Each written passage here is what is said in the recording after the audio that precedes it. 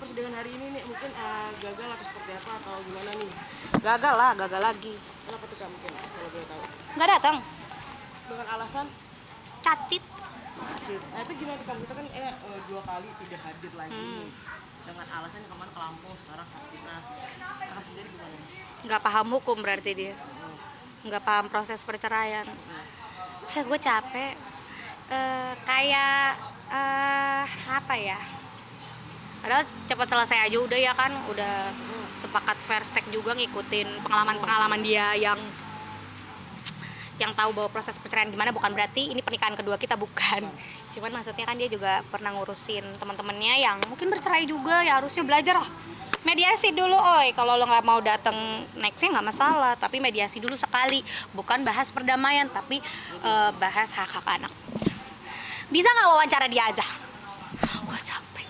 Tapi Kak, kan bisa dibilang tapi sempat di dalam juga sempat ini juga Kak, Mami sempat kayak emosi sedikit. Ya iyalah, orang tua dikerjain. Nah, gimana tuh Kak, tapi di dalam Mami itu seperti apa Mami? Kalau aku sih udah nggak emosi lagi ya.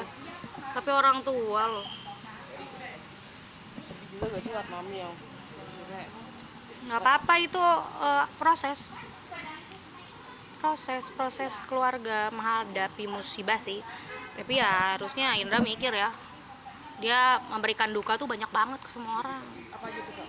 Kakak apa? Penelantaran dudet KPR kan besok, dan dia rela di buyback biar kita nggak ada tempat tinggal. Itu sih keji be. Terus apalagi ya? Dia nggak datang. Terus ya semua bukti-bukti lah. Ya gitu doang deh. Aku nggak tahu mau ngomong apa lagi. Kayaknya memang ada unsur kesengajaan di sini. Kesengajaan untuk menzolimi orang, kejahatan untuk terlihat. Aku nggak ngerti deh. Sebenarnya nggak ada juga yang pengen kayak begini sih. Selesai aja baik-baik gitu. Ini juga kan cuman urusan rumah tangga yang harusnya bisa diselesaikan dengan mediasi. Iya. Jadi tadi tuh hakimnya juga bingung. Pak, kuasa hukumnya kan banyak ya, ada 4. Nah, jadi aku pikir kayaknya kuasa hukumnya nggak bekerja. Cuman disuruh-suruh doang. Mungkin tadi sempat di mediasi itu seperti apa tuh? Nggak mediasi sayang. Mediasi. Nggak ada. Jadi kita kan diskors tuh. Tunggu 1 jam, setengah jam. Mulai jam 9, terus tiba-tiba kita udah masuk setengah 10, kita tungguin nih si prinsipal nggak datang-datang, alasannya atit. Terus aku tekan tadi bapak lawyer, Pak ayo telepon, terus aku DM dia juga nggak dibales. Udah ya berarti kan emang, jadi gini, dia emang sengaja nyari perkara aja. Kalau bener ya nggak usah takut, kan kita mau bahas di sini masalah hak-hak anak, hak-hak aku ke depan, hak-hak kita lah gitu. Takut banget gitu kita mintain uang. Takut banget, tapi uangnya kepake buat apa? Buat hal-hal yang tidak baik. Akhirnya apa nih dibawa? Ini salah satu ya biaya panjar gitu-gitu, surat kuasa. Kan aku ngurus sendiri. Terus aku juga udah menyiapkan langkah strategis gitu ya. Kalau misalnya Indra nggak mampu jadi debitur yang bisa bayar gitu, aku juga mengajukan rekomendasi untuk kita sama-sama ke bank untuk informasikan soal perceraian dan rencana pengalihan tanggung jawab pembayaran.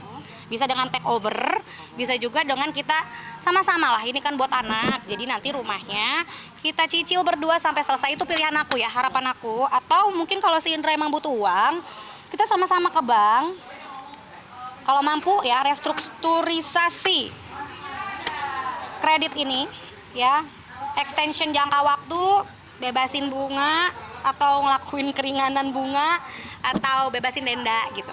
Kan aku juga ekonom ya, jadi aku ngerti. Terus kita bikin surat pernyataan juga kepada bank ya, kayak letter of undertaking-nya gitu, menyatakan bahwa selama proses cerai cicilan tetap diakui gitu. Jika ada peralihan debitur resmi. Nah, tapi kan peralihan debitur nggak bisa. Debiturnya kan suami, dialin ke aku nggak bisa sayang. Jadi ya aku bilang ya himbauan bayar. Kemarin itu murah kok, cuman 12,9. Aku bilang sama dia, ya udah karena kita lagi proses, ini kita lakukan demi anak. Bayar berdua. Dia bilang saya tidak ada uang. Saya tidak mampu. Tapi mampu nih ke klub nih gitu. Ada buktinya Kak? Ada.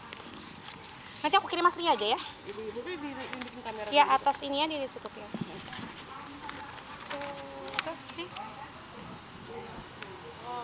Ya udah ya gitu aja. Terus ini bukti dudet.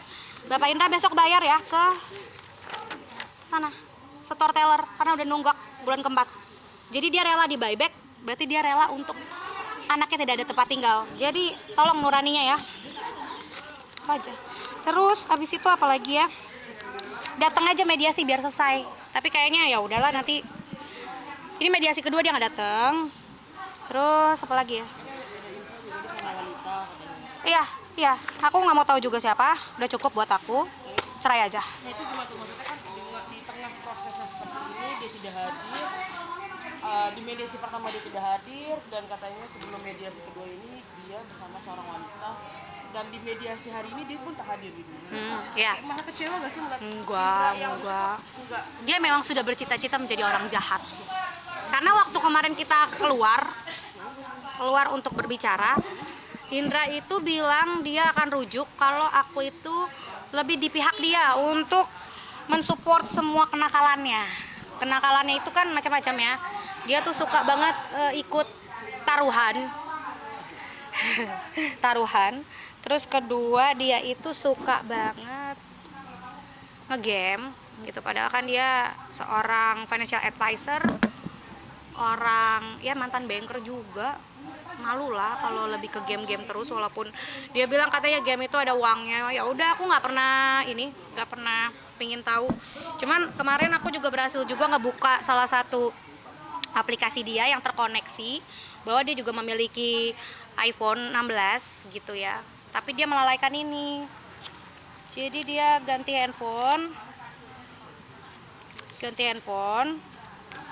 tapi nggak bisa bayar cicilan yang sebenarnya cicilan asli kita tuh 15 juta per bulan, tapi jadi dia jadi tukang ngajuin doang. Nah terus yang bayar aku gitu. Jadi kalau dia bilang aku ada bukti pembayaran gini-gini segala macam, enggak, aku yang transfer ke dia yang setor ke teller. dari uang dia langsung. Enggak, yang dia bawa kabur juga uang aku, buat biayain perempuan itu sama kos juga dari duit aku kok. Berarti dia saat ini berada masih di kosan. Di kosan sama perempuan itu. Jadi perempuan itu kalau bisa hati-hati, kamu amunisi baru. Itu kan kosannya kan tadi kakak bilang satu tempat sama tempatnya Bang Anom. Iya, berarti Raden Anom tidak punya kredibilitas yang bagus. Dia melindungi kliennya tapi mengorbankan hak-hak perempuan yang dimana dia punya anak perempuan. Kecewa banget berarti.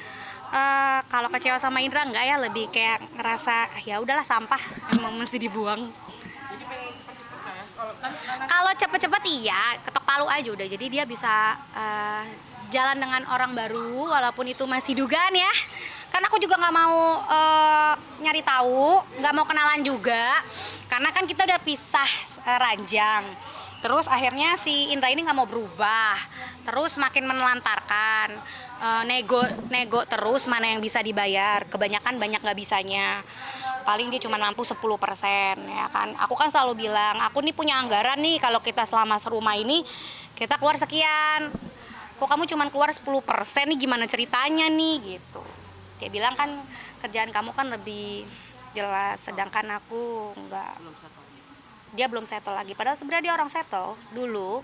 Tapi seiring berjalannya waktu, pas waktu kita COVID emang menurun dan akhirnya Allah membuka jalan aku sebagai afiliator host streaming dari rumah aja.